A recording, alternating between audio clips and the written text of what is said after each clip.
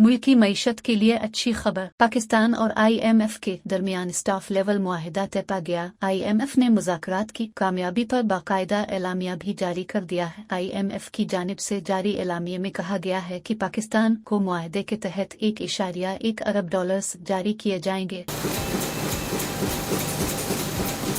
ताहम मुआहिदा executive board की मंजूरी से मशरूत है। ये किस्त मिलते ही $3 अरब का स्टैंड बाई अरेंजमेंट खत्म हो जाएगा। एलामिया में IMF ने पाकिस्तान के मुआशी इक़दामात की तारीफ भी खुलकर की। कहा, स्टेट बैंक और निगरान हुकूमत की जानिब से हालिया महीनों में IMF शराइत पर सख्ती से अमल दरामद किया गया। नई हुकूमत ने भी उन पॉलिसियों के तसलसल को जारी रखने का इरादा जाहिर किया है। एलामिया के मुताबिक पहले जायजे के बाद के महीनों में पाकिस्तान की माशी और माली हालत बेहतर हुई। बाएतिमाद पॉलिसी मैनेजमेंट की पुष्ट पर तरक्की और एतमाद की बहाली जारी है। मुआहदे तक पहुँचने में पाकिस्तान को शराइत पर मरबूत अमल दरामद करना होगा।